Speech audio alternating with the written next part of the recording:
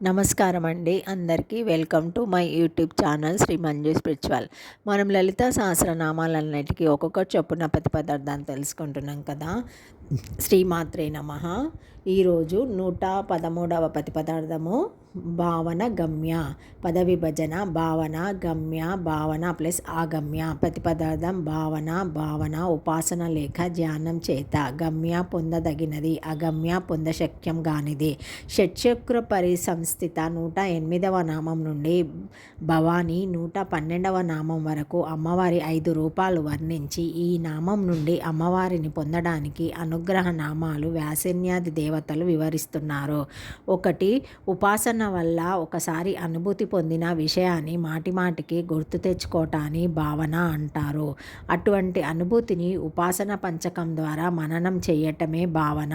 ఉపాసన పంచకం అంటే న్యాస, జప, హోమ, అర్చన, అభిషేకాలు. 2. భావన అనేది 2 రకాలుగా ఉంటుంది. 1 శబ్ద భావన, 2 అర్థ భావన. గురువులు ఉచ్చరించిన విధంగా వారి ఇచ్ఛా ప్రకారము వైదిక శబ్దాల్ని ఉచ్చరించడం శబ్ద భావన అవుతుంది. అర్థభావన అంటే క్రియారూపమైనది, కార్యకారణ సంబంధ రూపమైనది. వేద విహాయిత కర్మలయందు ప్రవర్తించడం అమ్మవారు ఈ 2 భావనాల చేతను పొందశక్యం కానిది, పొందశక్యమైనది. అంటే కర్మ మార్గంచే పొందశక్యం కానిది లేదా కర్మలచే చిత్తశుద్ధి కలుగుతుంది. చిత్తశుద్ధిచే పొందదగిన స్వరూపం గలది. 3 భావన మళ్ళీ 3 విధాలు అని కర్మపురాణంలో చెప్పబడినది. బ్రహ్మీ భావన, మహేశ్వరి భావన, అక్షర భావన. బ్రహ్మీ భావన అంటే విగ్రహ రూపంలో పరమేశ్వరిని భావించేది, ఇది తామస భావన.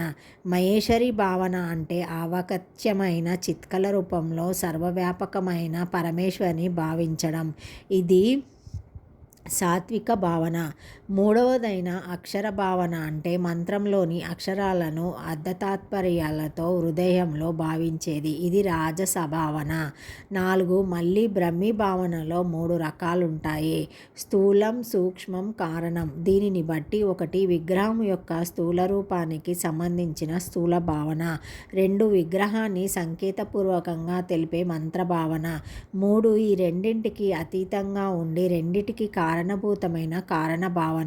స్థూల భావన తామసత్వాన్ని, సూక్ష్మ భావన రాజసికత్వాన్ని, కారణ భావన సాత్వికత్వాన్ని సూచిస్తాయి. 5 కుర్మపురాణంలోని భావన 3 విధాలని చెప్పబడింది. ఆవకత్య స్వరూప భావన, వ్యక్త స్వరూప భావన, సుగుణ స్వరూప భావన. 6 యోగిని హృదయంలో భావనను 3 రకాలుగా చెప్పారు. 1 సకల, 2 సకల నిష్కల, 3 నిష్కల.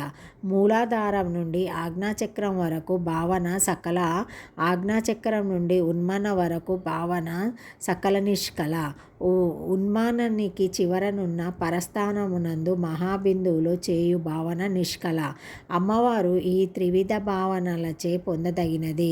7 శ్రీమాతను సగుణ స్వరూపముగా, సకోరాపాసన నిర్గుణ స్వరూపంగా, నిరాకారము భావించవచ్చు. నిర్గుణ స్వరూప భావన కంటే సుగుణ స్వరూప భావన సులభమని, ముక్తిని శీఘ్రంగా పొందవచ్చునని భగవద్గీతలో శ్రీకృష్ణ పరమాత్మ పలికాడు. ఆ శ్లోకాల సారాంశం: 1 ఎవరు అనన్య యోగం ద్వారా పరమాత్మ రూపాన్ని మనసులో ధ్యానిస్తారో వారిని శీఘ్రంగా ఉద్ధరిస్తాను.